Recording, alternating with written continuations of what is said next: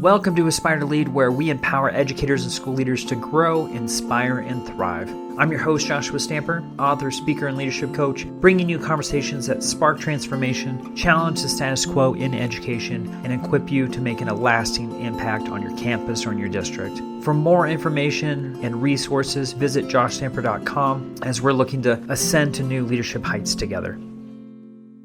Hey, what's up, aspiring leaders? I have been spending a ton of time recording, and I wanted to make sure that I did so here as I had just this leadership lesson that was stuck in my head, in my brain. I couldn't get it out. So we're going to do this as maybe, I don't know, occasionally when I have something that I want to share with you all, just a quick, maybe 5, 7, 10-minute episode where I'm just providing a little bit of insight for your leadership journey. And so today, actually, this came from an opportunity that I had earlier with phenomenal educators, authors, people that actually have been on the podcast lately. So Kim Gamarose, who was on 2 weeks ago, and Mitch Weathers, who was on a week ago on Aspire Lead, I had an opportunity to create a project with them. So it's called VIBEEDU podcast, and it's including those two wonderful folks, but also with TJ Very.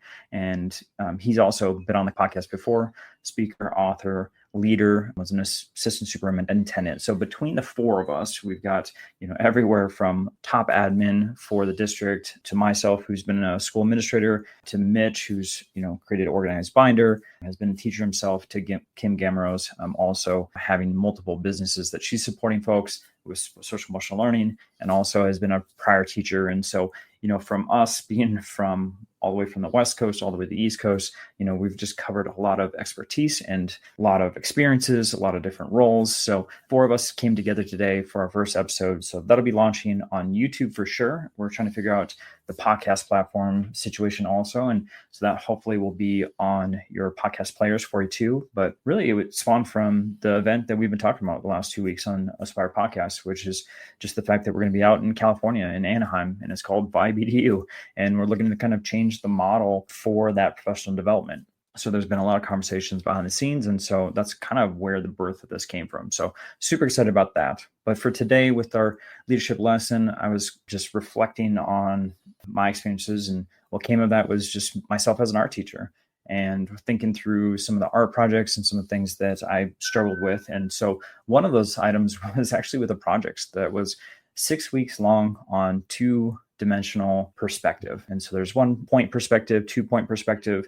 I don't want to go too much into detail, but it was a really fun project because I really got to see my students from a very raw and just didn't have a lot of knowledge on it to being somewhat expertise in it by the end. And so the process of that, not to get too far in the weeds of it, was starting off with just kind of a replication of 1 or 2-point perspective, getting them to understand the concepts, but then transferring that to something that was happening around the school. So they would take a digital photograph of a hallway, and then they would draw it out onto a piece of paper. The next piece of that would be scaling it to a larger ceiling tile that they would have to make a grid. And the reason for that was to help them understand some mathematics with that too. What always happened every single time is that at some point I would have a student come up to my desk and be like, you know what, I don't have the right amount of squares. Or they would already start drawing and understand that it just wasn't matching between the drawing to the larger scale.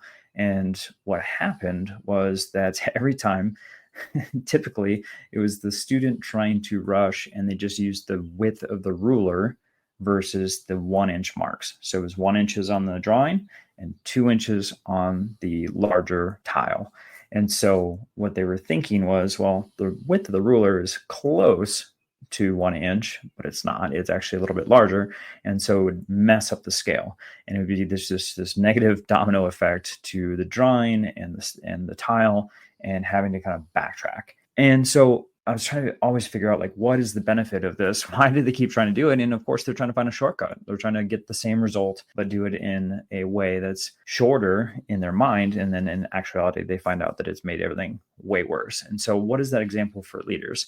So my thinking through that is, like, this happens all the time. And the first thing that came to mind was just like email, and how, you're rushing and trying to construct one. And, one of the examples that I'm going to provide today is just I was trying to send a quick email. It wasn't that big of a deal about student behavior. It was minor. It was a minor infraction, but I just wanted to send off an email real quick to the parent, let them know they were in my office. And what happened was, because I was rushing and I was trying to take a shortcut instead of just getting on the phone with them, well, the parent didn't understand what truly happened. They thought it was much worse of a situation. And so they had a lot more questions. There was a misperception of, are they in trouble? Are they not in trouble? Why they were in the front office in the first place, talking to an administrator. And so what happened was I spent 10 times more time trying to go back and forth, getting a hold of the parent to answer all of these additional questions than it would have taken just calling them in the first place.